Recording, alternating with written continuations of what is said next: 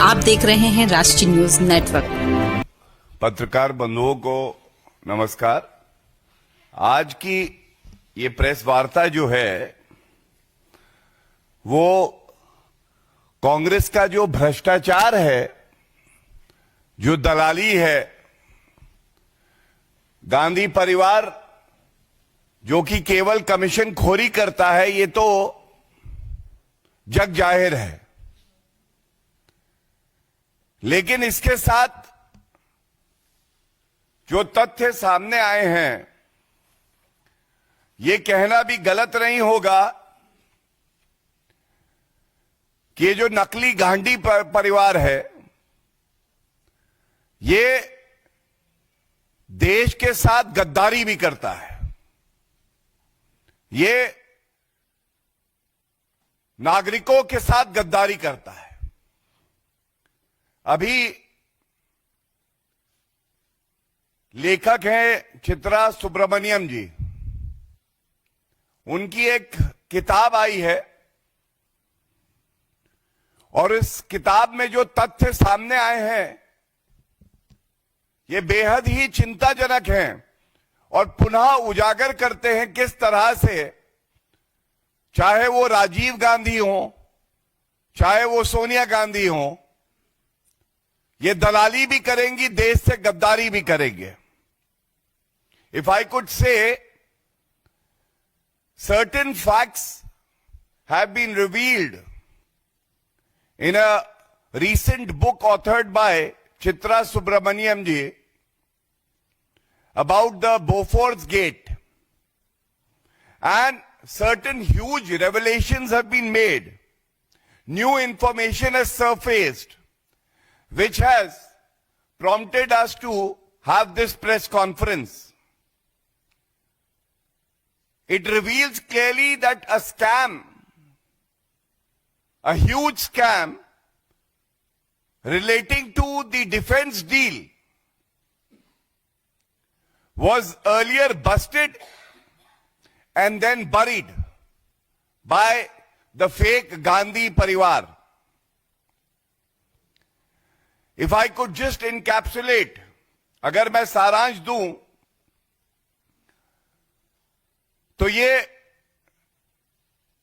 Bofors की दलाली ऐसा दाग है राजीव गांधी और सोनिया गांधी के दामन पर जो कि कभी मिटेगा नहीं। लेकिन जो तथ्य अब सामने आए हैं, कुछ अहम सवाल राष्ट्र सुरक्षा को लेकर और तमाम और मुद्दों पर हम उठाना चाहेंगे। सबसे पहले तो ये तथ्य सामने आए हैं, ओटेवियो कोट्रोची, ये इटालियन नागरिक था और हम सब जानते हैं सोनिया गांधी उर्फ एंटोनियो माइनो, ये भी इटली से आती हैं। अब ये भी हम सब जानते हैं कि ये जो इटालियन कनेक्शन है, ये कहना गलत नहीं होगा, राजीव गांधी और ओटेवियो कोट्रोची, they were brothers from different mothers. ऐसी घनिष्ठता थी कि ओटेवियो कोट्रोची खुलेआम ये कह रहे हैं कि भारत में अगर कोई भी रक्षा समझौता और ठेका चाहिए तो मैं आपको दिलवा दूंगा। और ये बात उनके द्वारा जिस जिस कंपनी को वो अप्रोच करते थे, चाहे वो बोफोर्स हो चाहे वो और हो, गारंटी देते थे क्योंकि वो इतने घनिष्ठ, इतने निकट राजीव गांधी और सोनिया गांधी जी से थे। अब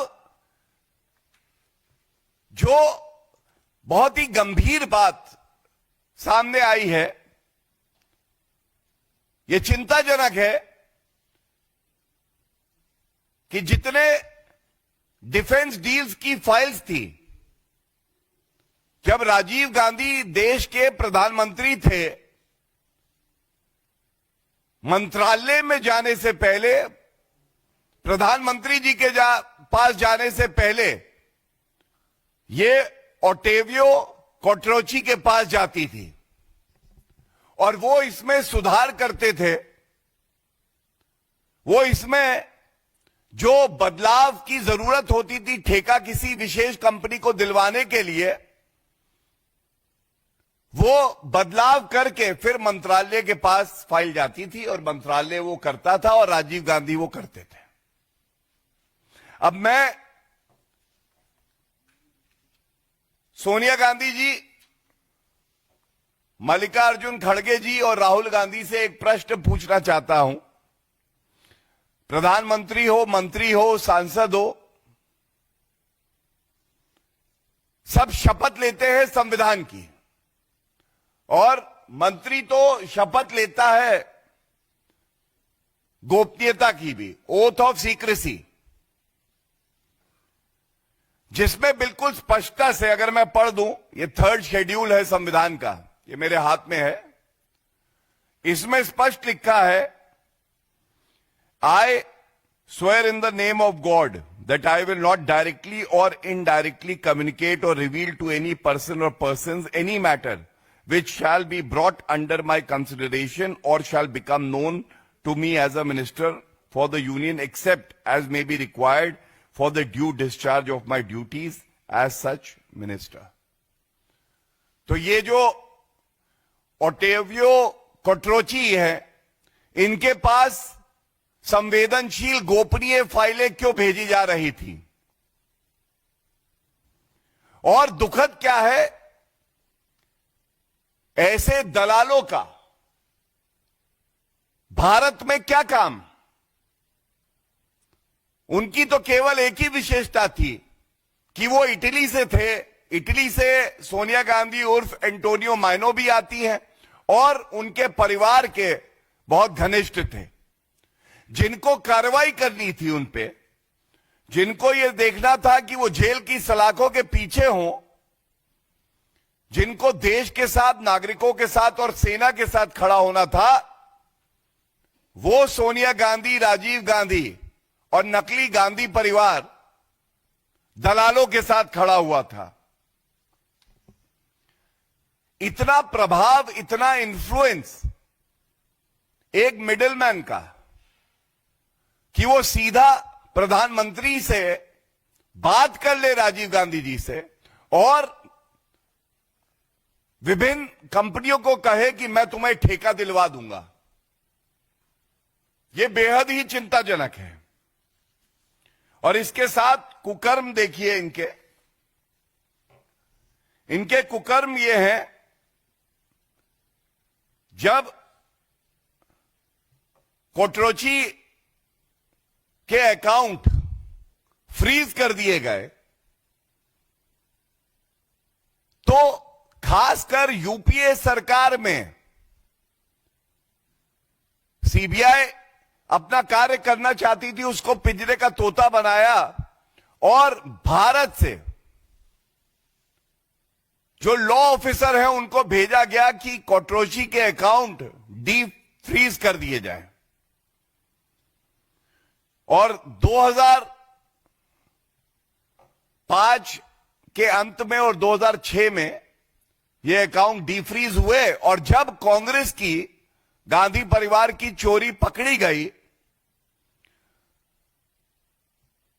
पूर्व प्रधानमंत्री मनमोहन सिंह जी से यह पूछा गया कि ऐसा क्यों हुआ, ये जो फ्रोजन अकाउंट थे ये तो आगे भी फ्रीज रह सकते थे, तो उन्होंने कहा कि यह सीबीआई का निर्णय है।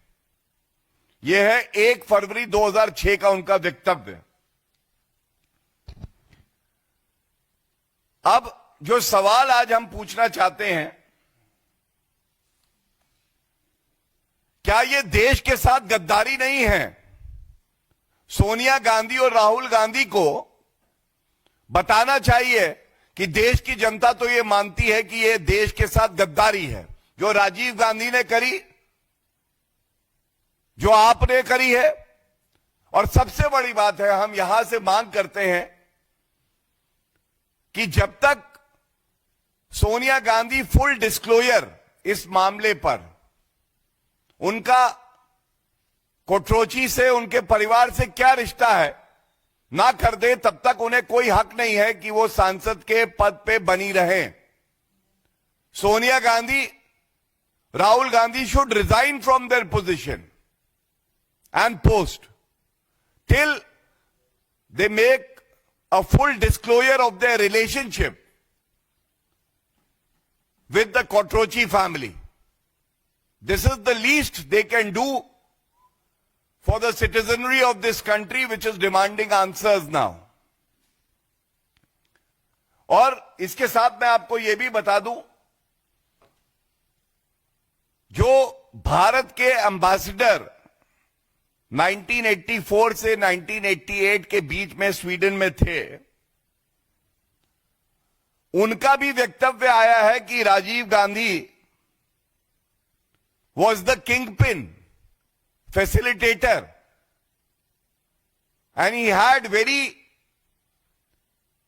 close relations with Ottavio Kotrochi. दूसरा, सीएजी की एक रिपोर्ट आई थी, जिसका मैं एक मुख्य बिंदु आपके समक्ष रख दूं। The then CAG clearly stated that the evaluation of the competing guns was seriously flawed. No general staff qualitative requirement, GSQR, was prepared. Is this not an indictment? Should Sonia Gandhi and Rahul Gandhi not come clean? They owe this answer to the country. And it is clear now that Sonia Gandhi, the Gandhi family, and the Kotrochi family are like a pizza. One is the base and the other is the cheese. They are incomplete without each other. And today, we must also remember, I've already mentioned defreezing of the accounts held by Kotrochi on the instructions given by Sonia Gandhi ji during the UPA tenure. It is also important that the Congress government then allowed Mr. Kotrochi to escape. And the reason is very evident, that very uncomfortable facts were surfacing and revealing the true story that Rajiv Gandhi, Sonia Gandhi were involved in facilitating this kickback and commission. इसके बाद ये सवाल भी पूछे जा रहे हैं, पूछना आवश्यक है, आखिर राफेल 10 साल तक भारत की सेना, वायुसेना मांग रही थी, वो डील हो नहीं पाई, क्योंकि ऐसा प्रतीत हो रहा है कि गांधी परिवार अपने कमीशन का इंतजार करता रहा और कोई भी रक्षा सौदा हो, गांधी परिवार का केवल एक ही मकसद है कि उनकी तिजोरी में कितनी काली कमाई आएगी। दूसरा, जब हमारे जवान बुलेट प्रूफ जैकेट मांग रहे थे कांग्रेस की सरकार में, तो एक और रक्षा सौदे का घोटाला होता है, ऑगस्टा वेस्टलैंड। तब सोनिया गांधी अपने लिए वीवीआईपी चॉपर की व्यवस्था कर रही थी और हमारे देश के जवान अपनी जान पे खेल के देश की रक्षा कर रहे थे, उनके पास बुलेट प्रूफ जैकेट नहीं थी। जो मोदी जी की सरकार आई तो 2,30,000 बुलेट प्रूफ जैकेट सुनिश्चित करवाई गई, भारतीय सेना को दी गई, जवानों को दी गई। तो क्या यह कमीशन खोरी की वजह से ही हर रक्षा सौदे में देरी होती थी? और सबसे महत्वपूर्ण बात यह है, उस समय में बताते हैं ये करीब 1500 करोड़ से लेकर 2000 करोड़ का घोटाला था। तो कितनी कमीशन राजीव गांधी, सोनिया गांधी ने अपने निजी खर्चे के लिए ली है? यह कहना गलत नहीं होगा। यह रिश्ता क्या कहलाता है नकली गांधी परिवार में और कोटरोची के परिवार में? यह बार बार पूछा जाएगा। और जैसा मैंने कहा कि सोनिया गांधी जी और राहुल गांधी को अपने सभी पदों से इस्तीफा देके वॉलंटरली एक फुल डिस्क्लोजर इस अहम मुद्दे पे करना चाहिए, क्योंकि देश की जनता आज ये मानती है कि सबसे भ्रष्टाचारी परिवार अगर पूरे विश्व में कोई है तो वो गांधी परिवार है। क्योंकि सोनिया गांधी भी बेल पे बाहर है भ्रष्टाचार के आरोप में, राहुल गांधी भी, और साथ में उनके दामाद जी भी। और मल्लिकार्जुन खड़गे जी से आज एक सवाल ये जरूर पूछेंगे, जब हम देश की सुरक्षा की बात कर रहे हैं तो आज कांग्रेस पार्टी, मल्लिकार्जुन खड़गे देश के साथ खड़े हैं, देश की सेना के साथ खड़े हैं, या भ्रष्टाचारी सोनिया गांधी और राहुल गांधी के साथ खड़े रहेंगे और उनका बचाव करेंगे? हमारा यह मानना है, नेता किसी भी दल का क्यों ना हो, वो सबसे पहले देश के साथ खड़ा होगा। और अगर यह सही है तो जो मांग हमने उठाई है, मल्लिकार्जुन खड़गे जी को सुनिश्चित करना चाहिए कि सोनिया गांधी इस्तीफा दे, राहुल गांधी इस्तीफा दे नेता प्रतिपक्ष की पद से, और उसके बाद फुल डिस्क्लोजर भारत की जनता के सामने हो। और अगर ऐसा नहीं होता तो यह माना जाएगा रिमोट कंट्रोल के अध्यक्ष में रीढ़ की हड्डी नहीं है कि वो गांधी परिवार से ये अहम सवाल पूछे और उनको विवश करे कि वो भारत की जनता को इन सभी प्रश्नों का उत्तर दे। बहुत बहुत धन्यवाद। If there are any questions on this subject, I would like to take them first. Any questions? Okay. So then you can ask me other questions if you have.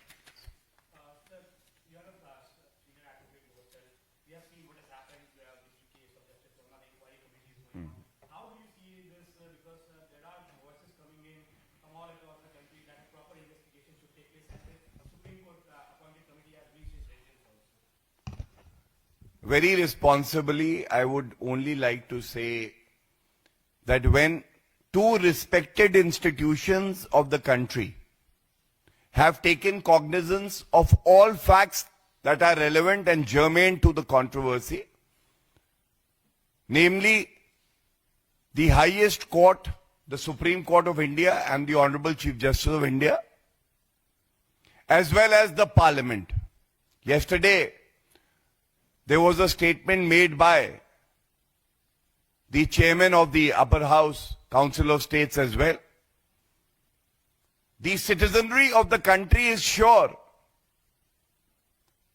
that corruption has no place in the country and no constitutional authority is above the law of the country and the constitution of the country, which the person solemnly resolves to uphold.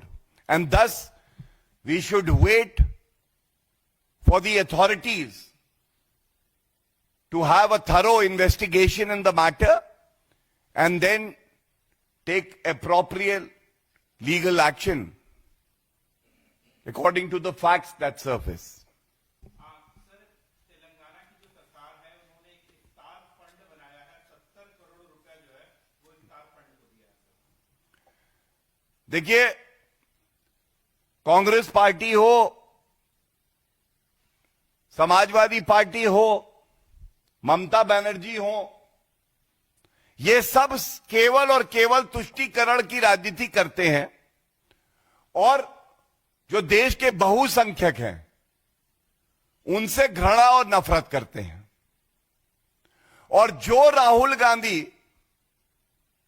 कुछ माह पहले तक संविधान हाथ में लेकर घूम रहे थे, उनसे मैं पूछना चाहता हूं, क्या यह पंथ निरपेक्षता है? एक दूसरा, अनुच्छेद 14, 15, 16 संविधान का कहता है कि धर्म के आधार पे कोई भेदभाव नहीं होगा। तो क्या यह भेदभाव नहीं है? और इसके साथ मैं एक और बात इसमें जोड़ दूं, हमने देखा किस तरह से तेलंगाना में अगर तुष्टीकरण हो रहा है तो कर्नाटका की कांग्रेस सरकार में डिप्टी सीएम डीके शिव कुमार तो खुल्लम खुल्ला कह रहे हैं कि संविधान बदल दूंगा, संविधान बदल दूंगा, लेकिन तुष्टीकरण की राजनीति करके एक धर्म विशेष को मैं आरक्षण देने का समर्थन करता हूं। और पहली बात, ये संविधान संगत नहीं है। दूसरी बात, संविधान निर्माताओं ने जब इस विषय पर चर्चा करी तो चाहे डॉक्टर बी.आर. अंबेडकर साहब हो, चाहे सरदार पटेल जी हो, उन्होंने बिल्कुल स्पष्टता से कहा कि अगर धर्म के आधार पर आप आरक्षण की मांग करते हो तो आपकी जगह भारत में नहीं है, पाकिस्तान में है। और उसी आधार पे मैं कहता हूं, आज की कांग्रेस पार्टी ये भारत की पार्टी नहीं है, ये जिन्ना की पार्टी है। और जिसको धर्म के आधार पर भेदभाव करना है, संविधान को तार-तार करना है और बदलने की बात करनी है, जैसा सरदार पटेल जी ने कहा, इन सबको अपना बोरिया बिस्तर लपेटकर पाकिस्तान चले जाना चाहिए। Any other questions? सर, आपको नहीं लगता है कि जो आपने बयान का जिक्र किया डीके शिव कुमार का, ये हिंदू से गद्दारी है? देखिए, हिंदू आतंकवाद का आविष्कार करना, राहुल गांधी का यह कहना कि मंदिरों में हिंदू लड़के लड़कियां छेड़ने जाते हैं, कांग्रेस पार्टी को मुस्लिम पार्टी बता देना, किस तरह से